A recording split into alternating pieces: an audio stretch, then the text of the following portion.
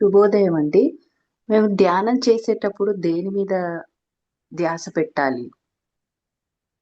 ధ్యానం అనేది ధ్యాస పెట్టేటటువంటి వ్యవస్థ కాదు. వార్ అనమాట. ఒక యుద్ధం. ఓకే. ఆలోచనలు వస్తా ఉంటాయి కదా మధ్యలో. మనకు కలిగేటటువంటి అంశాలని నిగ్రహించుకుంటూ మన ధ్యాన స్థితిని చెడనీయకుండా ఆ ధ్యాన స్థితిని మెయింటైన్ చేయగలిగేటటువంటి సామర్థ్యం అనే ధ్యానం అంట. అర్థమవుతుంది. మనం దేన్నో ధ్యాస పెట్టి చేస్తే దాన్ని ధ్యానం మనం అంటే తప్పించుకోవడం. అవును. అప్పుడు అది వ్యసనం అవుతుంది తప్ప ధ్యానంలో. శత్రువు నీ ముందున్నప్పుడు శత్రువు నువ్వు తప్పించుకుంటావా, ఫైట్ లేకపోతే చేస్తా. శత్రువుకి సమాధానం చెప్తావు? సమాధానం చెప్తా. సమాధానం చెప్పి వాడిని పంపించాలి. అది ధ్యానంలో చేయడం. అంతేగాని ఒక దాన్ని ధ్యాస పెట్టుకుంటూ కూర్చుంటే దాన్ని ధ్యానం ఎట్లా అంటాం? మరి ఆలోచనలు వస్తాయి కదా, వాటిని ఏం చెయ్యాలి? వస్తాయి. అది వాటి యొక్క పద్ధతి. వచ్చినప్పుడు మనం ధ్యానం వస్తాయి, ఆలోచనలు వచ్చినాయి. వస్తే ఆలోచనలకు వేరుగా నువ్వు ఉన్నావని నీకు తెలుసు కదా. ఉమ్. ఆలోచన నువ్వు కాదు కదా, ఆలోచనకు నువ్వు వేరు కదా అవును. అనే అవును. భావం నీకుంటే అవి నిన్నేం చెయ్యవు కదా. కరెక్ట్. అర్థమవుతుంది. ఆలోచన వేరు, నేను వేరు. రైట్. అంతేగాని వాటి మీద ఏదో అవి వస్తాయి కదా అని చెప్పేసి ధ్యాస పెడితే ఎప్పటికి జయిస్తాం? ఇక యుద్ధం ఎప్పుడు జయించేది? ఆలోచనతోనే వద్దాం. వారు ముగియాలా వద్దా? ముగియాలి. ముగియాలి అంటే face them. Yes. Yes. Thoughts ఒక్కటేనా వచ్చేది? థాట్స్ వస్తాయి, ఎన్నో వస్తాయి. అందులో మీరు గుర్తించేవి థాట్స్. Yes. అర్థమవుతుంది. మీరు గుర్తిస్తున్నది అన్నిటికీ ఒకటే పేరు పెట్టేస్తున్నారు, థాట్స్ అని. ధ్యానంలో చాలా వస్తాయి. వాటన్నిటిని ఫేస్ చేయి. వాటన్నిటిని ఫేస్ చేసి సమాధానం చెప్పి నువ్వు సమాధాన పడడమే ధ్యానం. సమాధి స్థితిని పొందడమే కదా ధ్యానం అంటే. ధ్యానం యొక్క తర్వాత సోపానం. సమాధి ఎప్పుడు కలుగుతుంది? సమాధానం కలిగినప్పుడు కలుగుతుంది. ఇంకా ధ్యానం చేసేటప్పుడు కాళ్ళ కింద మ్యాట్ వేసుకోవాలా గురూజీ? కంపల్సరీ ఒక మ్యాట్ ఉండాలి అనేది చెప్తున్నా. ధ్యానానికి ముందర గురు ప్రార్థన చేయాలా గురూజీ? ఏదైనా ప్రార్థన కానీ దేవుడి గురించి కానీ? ఏం అవసరం. ఓంకారం ఒకటే చెప్పాలా? ఓంకారం కూడా అక్కర్లేదు. జస్ట్ కూర్చొని స్టార్ట్ చేసేయడమేనా? అంతేనా గురూజీ? అంతే.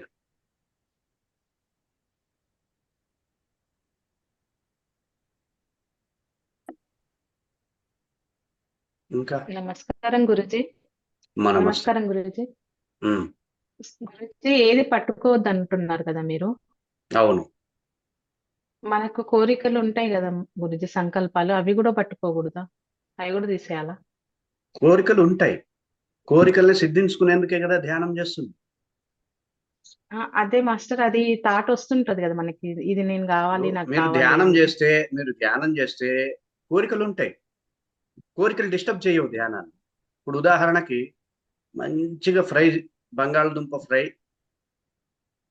బాగుండే ఫ్రైని నేను తినాలి అని మీకు కోరిక కలిగి చెప్పండి. Yes, master. ఒక ఫ్రై, మంచి అవును, ఫ్రై మాస్టర్. చేసుకొని తినాలి అనిపించింది మీకు.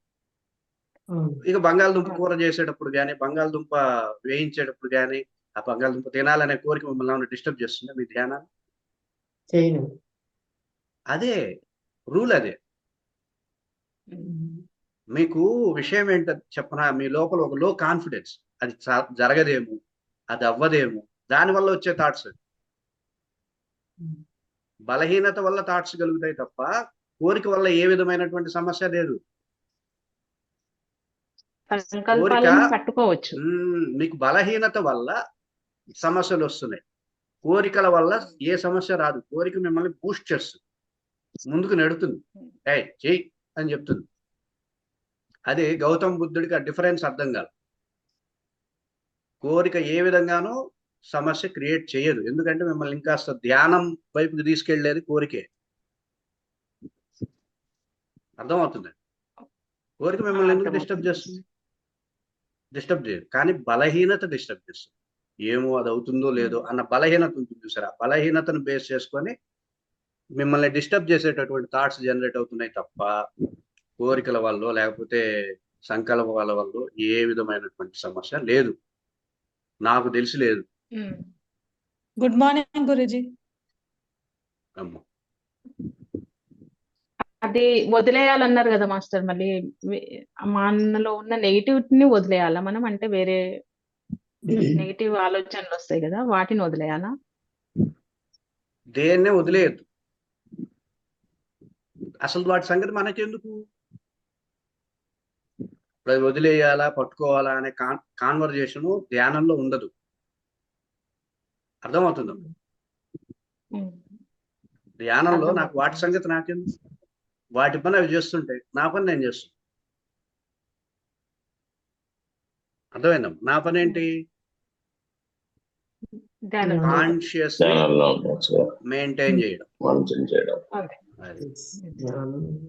అంటే నేను డిస్టర్బ్ కాకుండా పట్టించుకోవద్దు. అంటే ఆలోచనలు వచ్చినా కూడా పట్టించుకోవద్దు మనం. మీకు అసలు ఆ సెన్స్ అవసరం. ఆలోచనలు వచ్చినా పట్టించుకోవద్దు అంటే ఆలోచనలు వస్తే నీకేంటి, పోతే నీకేంటి, పట్టించుకోవద్దు అనేది కూడా వద్దు. మనకు అసలు దాని సంగతి ఎందుకు? లోపల ఉన్న సంగతి కదా ముఖ్యం. అర్థమవుతుందండి? అవి నిన్ను ఏ విధంగానూ డిస్టర్బ్ చేయవు, నీ ఎరుకని ఏ విధంగానూ చెయ్యవు. నయనం చిందంతి శస్త్రాన్ని నయనం దహతి పావక నచైనం క్లేదయంతి ఆపు నశోషయతి మారుత. నీ కాన్షియస్ ని ఏ విధమైనటువంటి శస్త్రములు కానీ, ఏ విధమైనటువంటి విషయాలు కానీ, ఏ విధమైనటువంటి అంశాలు కానీ డిస్టర్బ్ చేయలేవు అనేటటువంటి నిశ్చయం నీ దగ్గర ఉందనుకోండి, అవి వస్తే ఏంది పోతే ఏంది, పట్టించుకోవాలనేది పట్టించుకోకూడదు అనేది ఏమీ ఉండదు. అర్థమవుతుంది? సాక్షిగా ఉండాలండి అంతే. సాక్షి కూడా నాకు నేను, సాక్షిత్వం అనేది నాకు నేను, నన్ను నా పరిధిలో నాకు సాక్షి. ధ్యానంలో అక్కడ నేనే నాకు సాక్షి. అర్థమవుతుంది? ధ్యానం వల్ల ప్రయోజనాలు, సరైనటువంటి ధ్యానం చేస్తే వచ్చే ప్రయోజనాలు ఏంటంటే, ముందు మీకు నిద్ర తగ్గిపోతుంది, ఫస్ట్ పాయింట్. రెండవది యాక్టివ్నెస్ పెరుగుతుంది, ఏకాగ్రత జ్ఞాపక శక్తి పెరుగుతుంది, రోజు మొత్తాన్ని పూర్తి స్థాయిలో ఉపయోగించుకోగలుగుతాం. అర్థమవుతుంది?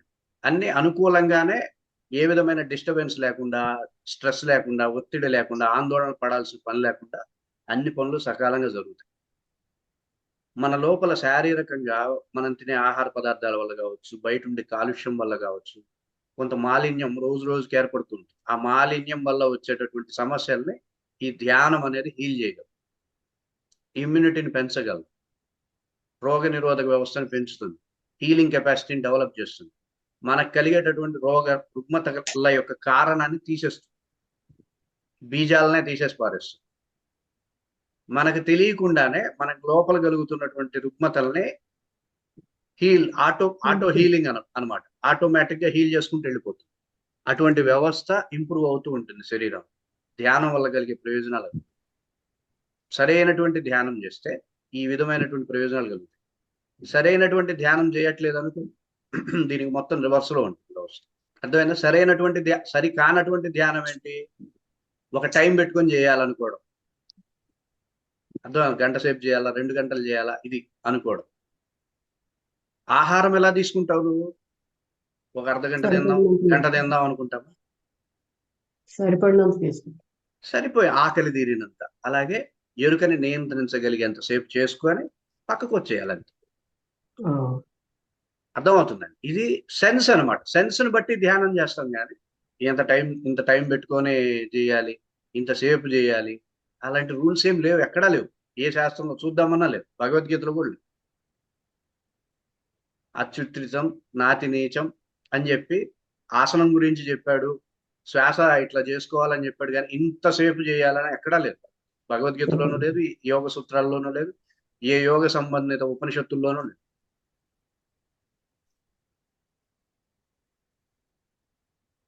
సో అట్లా టైం పెట్టుకొని చేయాలనుకోవడం, ధ్యానం చేస్తున్న సమయంలో కలుగుతున్నటువంటి ఆలోచనలు కావచ్చు, భావజాలం కావచ్చు,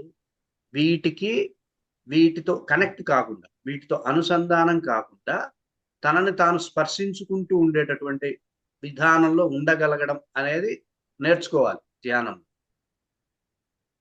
అర్థమవుతుంది. ధ్యానం చేస్తున్నాము అంటే ఆలోచనలు వస్తాయి. ఆలోచనలు వస్తాయి, వాటి పని అవి చేస్తాయి. ఇప్పుడు కారులో వెళ్తున్నాం, రోడ్డు మీద వెళ్తున్నాము, నేను కారులో వెళ్తున్నా కదా అని చెప్పి అవేవి రాకూడదంటే ఎట్లా? అంతేనా? ఏ వెహికల్స్ రాకూడదు, ఏ సైకిలోడు రాకూడదు, ఏ ఆటో వాడు రాకూడదు అంటే ఎంత హాస్యాస్పదమో, నేను ధ్యానంలో కూర్చున్నాక నాకు ఆలోచనలు రాకూడదు అనేది అంతకంటే హాస్యాస్పదం. అర్థమైందండి? ఇట్ ఈస్ ఎ జర్నీ, అందుకే కదా ధ్యానం అన్నారు. ధ్యానం ప్రయాణం. మీరు ప్రయాణం చేస్తున్నారు, వస్తూ ఉంటే వాటిని చూసుకుంటూ డ్రైవ్ చేస్తే ఏమవుతుంది? ఇంకోసారి గుర్తు. అవునా కదా? అదిగో లారీ వచ్చింది, బ్రేక్ వేసుకోవాలా, వాడెవడో వస్తున్నాడు పక్కకు తిప్పుకోవాలి, ఇవన్నీ ఆలోచించాం కదా. నీ ఆర్ట్, నీ డ్రైవింగ్ సెన్స్ని బట్టి వెళ్ళిపోతుంటాం, అంతే కదా? వచ్చి వాటిని పట్టించుకుంటూ, లేదా వాటిని సాక్షిలాగా చూద్దామను, లేకపోతే వాటిని గమనించాలని ఇవన్నీ పెట్టుకోం కదా. నా లోపల డ్రైవింగ్ ఎక్స్పీరియన్స్ ఉంది, డ్రైవ్ చేసే ఎక్స్పీరియన్స్ ఉంది, టక్మని క్లచ్, టక్మని గేరు, టక్మని స్టీరింగ్, వాటిని చూసుకుంటూ వెళ్ళిపోవడం, అదే ధ్యానం అంటే. It is a driving. అర్థమవుతుంది? సేఫ్గా గమ్యాన్ని చేరడం చక్కగా. ఇది మనకి తెలియాలి. ఈ విధమైనటువంటి వ్యవస్థని మనం ఆధారం చూసుకోవాలి. అంతేగాని మ్యూజిక్ పెట్టుకోవడం, లేదా ఫ్లూట్ వచ్చు కదా ఫ్లూట్ వాయిస్తూ కూర్చోవడం, ఇట్లాంటివి చెయ్యనే కూడదు ధ్యానం. నిశ్శబ్దమే ధ్యానం యొక్క పరమావధి. నిశ్శబ్దంలో ఉండాలంతే. అర్థమవుతుందండి? మెడిటేషన్కి మ్యూజిక్స్ అవి పెట్టనే కూడదు. దేని మీద ధ్యాస పెడితే మీరు మీ శత్రువుని జయించలేరు, మీ శత్రువు వైపు మీరు వెళ్ళరు. అంతేనా కదా? యుద్ధంలో శత్రువు మీదకి వెళ్లకుండా గ్రౌండ్ చాలా విశాలంగా ఉందని అటు ఇటు తిప్పుకుంటే ఏం లాభం? అంతేనా కదా? ఇంకా ఎలా ఉండాలి యుద్ధం చేసేవాడు? ప్రధానమైన శత్రువు ఎవడు, బలమైన శత్రువు ఎవడు, గుర్తించాడు. వాడి దగ్గరికి పంపు రథం అంటాడు అర్జునుడు. దా భీష్ముడి దగ్గరికి పోనే, వాడి ద్రోణుడి దగ్గరికి పోనే అంటాడు మాట్లాడు. ఎందుకు? వాళ్ళు అతిరథులు కాబట్టి. దుర్యోధనుడు కర్ణుడు వీళ్ళందరూ సమరదు, వీళ్ళ మీదకి కాదు వాళ్ళ మీదకి పోనీ. అలా ఉండాలి ధ్యానం. ఇంకా నిగూఢంగా, కఠినంగా, గాఢంగా లోపల ఉండేటటువంటి సంస్కారం ఏదైతే నన్ను ప్రతిక్షణం డిస్టర్బ్ చేస్తుందో దాని దగ్గరికి వెళ్దామన్నారు. దానికి సమాధానం చెప్దాం ఇప్పుడు అనేటట్టుగా మీ యొక్క వ్యవస్థ ఉండాలి. అంతేగాని ఆలోచనకు భయపడో, లేకపోతే ఆలోచనలు పట్టించుకోకూడదు ఇవేం అవి వస్తాయి. ఇప్పుడు వాటి యొక్క సంఖ్య తగ్గించడానికే కదా ధ్యానం చేస్తున్నాం. సెల్ఫ్ జనరేటెడ్ థాట్స్, నేను ఉద్దేశపూర్వకంగా క్రియేట్ చేసే థాట్స్ను పొందాలి అంటే అప్రమేయంగా వస్తున్నటువంటి థాట్స్ నువ్వు నిరోధించాలి. అర్థమైంది? చిత్త వృత్తి నిరోధ అంటాడు యోగం అంటే. అవునా కదా? చిత్తవృత్తి నిరోధ, వాటిని నిరోధించడం అంటే వాటిని చూసుకుంటూ కాదు, నీ లోపల ఉండే నీ యొక్క స్పర్శని పొందుతూ ఉంటే వాటిని నిరోధించినట్టు. అంటే అవి నిన్ను కనెక్ట్ కాకుండా చేసుకోవడాన్ని నిరోధించడం అంట. అర్థమైనా? అది మనల్ని కనెక్ట్ కాదు, అది మనకి ఏ విధంగానూ ప్రభావితం చేయదు మనల్ని అనే సామర్థ్యాన్ని నువ్వు ఎప్పుడైతే కలిగి ఉంటావో అది నిన్ను నిరోధించినట్టు. అర్థమవుతుంది? అది ధ్యానంలో, ధ్యాన వాతావరణంలో మనం పొందాల్సింది.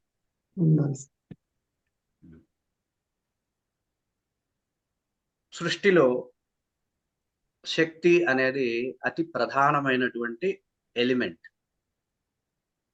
అతి ప్రధానం. సృష్టిలో నిన్న ఒక ప్రశ్న వేశారు, ప్రకృతిలో పంచభూతాలు అంటారు కదా. విశ్వంలో ఏముంటాయి అంటే విశ్వం శక్తి సదృశం. విశ్వం అనేది శక్తి, యూనివర్స్ అంతా ఒక ఎనర్జీ అన్నమాట. అర్థమవుతుంది? ఈ శక్తిని అత్యున్నతమైనటువంటి ఎలిమెంట్ గా మనం గుర్తించాలి. మిగతా ఎలిమెంట్స్ అన్ని కూడా ఆ అంతర్లీనంగా ఈ శక్తే ఉంటుంది అందులో. అర్థమవుతుందండి? మిగతా అన్ని వాయువు కావచ్చు, అగ్ని కావచ్చు, పంచభూతాల్లో కూడా శక్తి అంతర్లీనంగా ఉంటుంది. శక్తి యొక్క ప్రాధాన్యతని మనం తెలుసుకొని శక్తితో సమన్వయం అయ్యేటటువంటి వ్యవస్థను మనం డెవలప్ చేసుకున్నప్పుడు సృష్టిలో కావచ్చు, ప్రకృతిలో కావచ్చు, అంతర్గతమైనటువంటి వ్యవస్థల్లో కావచ్చు, ఏ విధమైనటువంటి సమస్యలు రావు, ఎటువంటి వ్యతిరేకత కలగదని చెప్పి శాస్త్రం చెప్తుంది. ఏ శాస్త్రం చెప్తుందండి? మీరు వినాయక వ్రతకల్పంలో ఒక కథ చదువుతారు, గుర్తుందా? కుమారస్వామి, ఈయన వినాయకుడు, ఇద్దరు ఉన్నారు. ఇప్పుడు గణాధిపత్యం ఎవరు చేయాలి? దేవ గణాధిపత్యాన్ని ఎవరు అధ్యక్షుడిగా ఉండాలి? దేవగణాలన్నిటికీ అధిపతిగా ఎవరు ఉండాలి అనేది వచ్చింది కాన్సెప్ట్. అప్పుడు ఏం చేశారు? దేవతలందరూ నిర్ణయించి బృహస్పతి వీళ్ళందరూ కూర్చోబెట్టి, ఎవరైతే ముల్లోకాలని తిరిగి అక్కడుండే పుణ్యక్షేత్రాలలో స్నానం చేసి తీర్థక్షేత్రాల్లో ఉండే దేవతని దర్శనం చేసుకొని ఎవరైతే మళ్ళీ కైలాసానికి ఎవరైతే ముందొస్తారో వాళ్ళే గణాధిపత్యానికి అర్హులు అని చెప్తారు. అవునా? కుమారస్వామి ఆ మాట ఎండ్ అవ్వడం ఆలస్యం, తక్కువనే నెమల మీద ఎక్కేశాడు, దమ్మని వెళ్ళిపోయాడు. ఇంకెందుకు ఆగుతాడు? ఆయన దగ్గర వాహనం ఉంటే. ఆ మాట ఎండ్ కూడా కాకముందే దమ్మని వెళ్ళిపోయాడు. అది నేను గెలవాలి అనేటటువంటి వేగం అనమాట, రజోగుడు. నేను గెలవాలి అనే రజోగుడు. నేను గెలవాలి అనే రజోగుణం ఉన్నవాడు ఎప్పటికీ గెలవు. వినాయకుడు అటు ఇటు తిరుగుతుంది, కాసేపు ఎలుక వైపు చూస్తున్నాడు, కాసేపు ఆలోచించు. ఎలుక కూడా భయపడుతుంది, ఈయన ఇప్పుడు నా మీద ఎక్కుతాడా ఏంటి.